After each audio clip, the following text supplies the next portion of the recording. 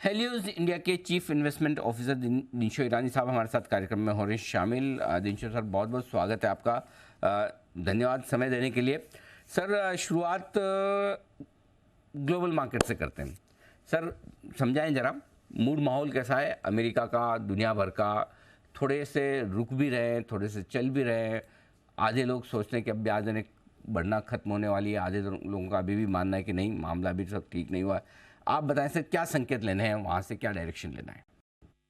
अनिल जी, धन्यवाद पहले तो आपके शो पर आमंत्रित करने के लिए। जी। और दूसरा, जो आप ग्लोबल की बात करें तो ऐसा है कि वहां पे अभी होप ये है कि शायद इस बार रिसेशन नहीं आए। आगे जो नॉर्मली क्या होता था पिछले, आप 50 साल की हिस्ट्री देखें तो 8-9 दफा ऐसा हुआ है और 8 दफा उसमें रिसेशन आया है, जब आपके इंटरेस्ट रेट साइकिल्स इन्वर्ट हुए हैं। तो इस बार जो 9वीं टाइम जो हुआ है, ये होप है कि नहीं होगा, लेकिन हमें तो लगता है होगा। लेकिन ऐसा है कि एक सॉफ्ट लैंडिंग का एक्सपेक्टेशन है, क्योंकि एक चीज आपने देखी है वहां पे कि एटलीस्ट इन्फ्लेशन जो है वो कंट्रोल हो गया है।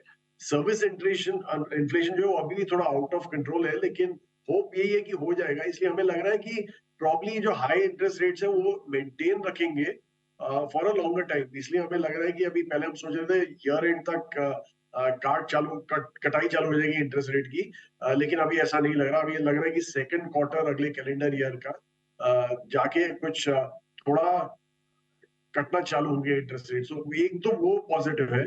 दूसरा ऐसा है कि ग्लोबली भी आप देखिए, लाइक यूरोप में काफी प्रॉब्लम था इन्फ्लेशन का। जर्मनी में भी काफी इन्फ्लेशन था, जो भी सबसे स्टेबल कंट्री रहा है, लेकिन वहां पे भी थोड़ा स्टेबलाइज हो गया। तो इसलिए हमें ऐसे लग रहा है कि ग्लोबली भी बाजार थोड़े स्टेबल हो गए हैं, सुधरे नहीं है पर स्टेबल हो गए हैं, और वही एक्चुअली हमें चाहिए। हम पहले भी यही बोलते कि इंडिया को कुछ ग्लोबल बुल रन नहीं चाहिए, इंडिया को हमें एक स्टेबल मार्केट चाहिए ग्लोबली। इसलिए वो लग रहा है कि आगे चल के ऐसा लग रहा है हमें, इसलिए हम बहुत ही खुश हैं अपने मार्केट से। Okay, perfect. तो ग्लोबल मार्केट्स ठीक हैं, कोई खास चिंता की बात नहीं है। अब ये भारतीय बाजारों में सर कैसे माने, मतलब तेजी समझें या नहीं समझें? क्योंकि अब मिड कैप स्मॉल कैप देखते हैं तो ऐसा लगता है वाह, पार्टी चल रही है, रोज हाई पे हाई है, और लार्ज कैप देखते हैं तो बड़े ठंडे पड़े हैं। हो क्या रहा है सर?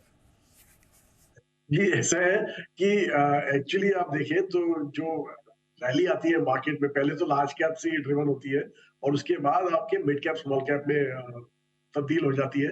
लेकिन दूसरा आप ये देखिए कि इवन अपने लार्ज कैप में भी जो आज की तारीख में जो हम बोलते हैं कि बहुत जोरों की रैली आई थी शुरुआत में, वो एक्चुअली मार्च से ही रैली आई है। ईयर टू डेट देखेंगे तो 6-7% ही चला है हमारा मार्केट, हम टॉकिंग लार्ज कैप मार्केट। तो उसके चलते तो हमें लग रहा है कि वहां पे भी, और एक्चुअली वैल्यूएशन भी देखिए आप, अगर जो आप हिस्टोरिक देखेंगे कि अगर जो आप पिछले 10 साल के वैल्यूएशन देखें या 15 साल के वैल्यूएशन देखें, तो ऑब्वियसली हम काफी एक्सपेंसिव हो गए। लेकिन अगर जो आप पिछले 7 साल के देखें, 6-7 साल के, जो मैं बेसिकली इसलिए बोल रहा हूँ कि वो डीमोन के बाद के वैल्यूएशन की बात कर रहा हूँ, और डीमोन के बाद ही एक्चुअली इक्विटी कल्चर पिकअप हुआ था, सिप्स पिकअप हो गए थे, इन्वेस्टमेंट जो चालू हुआ हमारे म्यूचुअल फंड जो, वो तब से चालू हुआ था। तो इसलिए अगर जो वहां से देखें तो हम उसी लेवल पे हैं, 18.5-19 के आसपास हम घूम रहे हैं। इसलिए वैल्यूएशन में हमें ज्यादा वो तनाव नहीं लग रहा। उल्टा हमें तो लग रहा है कि यहाँ से अगर जो इंडिया की बैलेंस शीट इंप्रूव हो रही है तो ऑब्वियसली वैल्यूएशन हाई होने चाहिए, इसलिए हमें तो वो ठीक लग रहा है।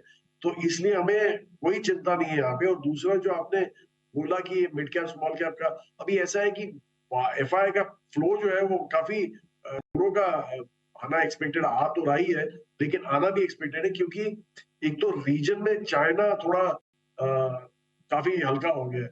और एक्चुअली वहां क्या, आप अगर जो न्यूज बाइट सुने वहां से, तो ऐसा लग रहा है कि वो तो लेट 80s का जापान की तरफ जा रहा है। जब जापान, इफ यू रिमेम्बर, आपने दिसंबर 89 में 40,000 टच किया था उनके निकाय ने, और उसके बाद अभी तक कुछ ऐसा है नहीं, 32,000 है अभी भी। तो वैसी बातें हो रही है, तो उसके चलते तो ऐसे लग रहा है कि वो जो वहां का फ्लो है वो थोड़ा थम जाएगा। थोड़ा फ्रैक्शन भी इंडिया को मिल जाए तो बहुत है हमारे लिए। इसलिए हमें बाजार में ज्यादा तनाव ले रहा है। बहरहाल जैसे आपने बोला कि मिड कैप स्मॉल कैप, वहां पे थोड़े ऐसे पॉकेट्स हैं जहां पे काफी वैल्यूएशन बढ़ गया है, क्योंकि फ्लोज इतने चालू हो गए हमारे म्यूचुअल फंड्स में, जो मिड कैप स्मॉल कैप के फंड चलाते हैं, तो वो अनफॉर्चुनेटली वो उसी आइडियाज में इन्वेस्ट करते हैं जहां पे उनका ऑलरेडी इन्वेस्टमेंट है। लेकिन स्मॉल कैप में तो एक्चुअली 250 स्टॉक के बियॉन्ड तो एक दरिया है, इसलिए हमें तो काफी वो बड़ा दिखता है पोटेंशियल, और हम तो यहाँ पे आइडियाज ढूंढते रहते हैं for in the small cap space, अपने ऐड करने के लिए हमारे पोर्टफोलियो। ये ज्यादा है या पैसे ज्यादा है आपके पास? हाँ जी, सुनाई दिया वो आपका आपके पास क्या? आइडियाज ज्यादा है या पैसे ज्यादा है, या दोनों? नहीं नहीं, अभी अभी तो दोनों ही आ रहे हैं साथ साथ में, so ऐसे थोड़ा बिल्कुल, आइडियाज कम पड़ जाते हैं शायद। Absolutely, this is good problem to have it, right? I know, I know. तो मतलब कम से कम ये है कि इस वक्त फ्लोज बड़े स्ट्रॉन्ग है, और mid cap small cap dedicated flows जो आ रहे हैं उसी से बढ़िया तेजी भी बन रही है, जैसा आप बता भी रहे हैं। अच्छा सर, बताएं क्या पसंद है आपको इस वक्त इंडियन मार्केट्स में?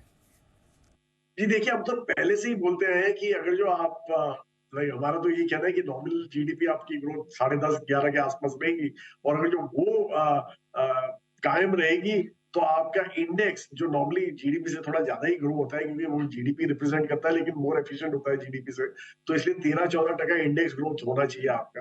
तो अगर जो वो होने वाला है, और हम तो हिस्ट्री में जाके यही देखते हैं कि जो कंट्रीज ऐसे मूव हुई है, तो उनमें क्या ज्यादा सबसे ज्यादा कंट्रीब्यूट करता है, वो होते हैं फाइनेंशियल्स और कंजम्पशन। ये दो प्ले आउट करेंगे तो ही आपकी जीडीपी ग्रोथ होगी। तो इसलिए हमें तो फाइनेंशियल्स अच्छे लगते हैं, प्लस ऑब्वियसली हम पहले से ही ये हम बोलते हैं कि जो डिस्क्रिशनरी कंजम्पशन है, कि वही पुल अप करता है जीडीपी को, वो भी बहुत पसंद है हमें। और यहाँ पे दोनों देखें तो हमारा काफी हद तक हमारा पोर्टफोलियो काफी हद तक इन्वेस्टेड है इन दोनों में। प्लस केपेक्स केपेक्स प्लेयर्स जो होते हैं, जो एक्चुअली ये फंडिंग के लिए तो फाइनेंशियल वाले आते हैं, और अपना कंजम्पशन जैसे ही बढ़ता है, कैपेसिटी यूटिलाइजेशन बढ़ जाती है, तो केपेक्स भी चाहिए होता है। तो इसके लिए वो केपेक्स फ्लो वाली कंपनी है, वो हम देख रहे हैं और उनमें भी इन्वेस्ट कर रहे हैं। तो ये तीन जो मेजर सेक्टर्स हैं, वो हमें बहुत ही पसंद है। और एक्चुअली हमारा 90-90-95% हमारा पोर्टफोलियो यही तीन सेक्टर में होगा शायद आज की तारीख में। कोई ऐसे सेक्टर्स हैं जहां पर आप थोड़ा सावधान रहेंगे या अवॉइड करेंगे सर?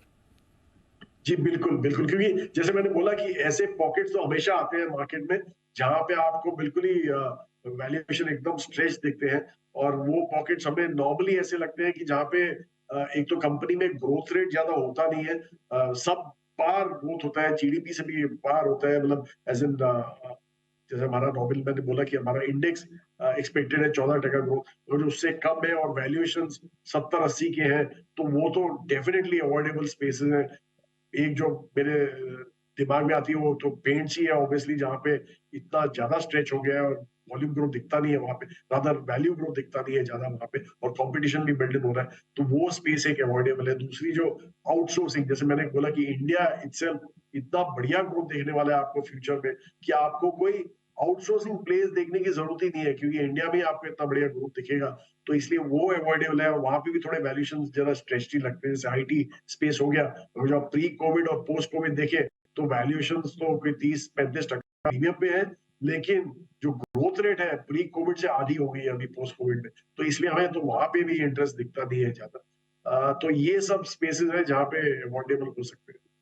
ठीक बात है। तो पसंद जो है वो फाइनेंशियल, कंजम्पशन और कैपेक्स, तीनों ही हमेशा से दिनशो सर की पसंद की थीम्स रही है, अभी भी वहीं पर पॉजिटिव हैं सर। बहुत बहुत धन्यवाद सर, समय आपने दिया और विस्तार से हमारे दर्शकों को डायरेक्शन बाजार के बारे में आगे बताया। Thank you so much sir.